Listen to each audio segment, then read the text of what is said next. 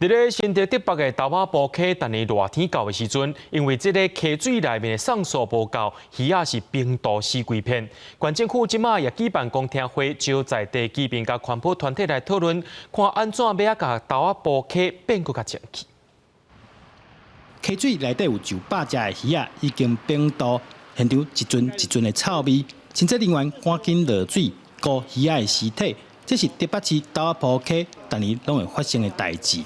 住在附近的民众强要挡袂牢。污水太多啊，家庭用水、废弃水太多哈，所以说他就没办法呼吸啊，才会那么多死鱼。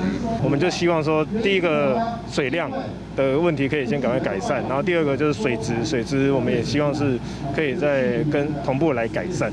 县政府特别办公听会，邀请在地社区民众、环保团体做伙来参与初步计划。希望改善过去予人的歹印象。特别委托了专业的顾问公司来做整体的规划哈。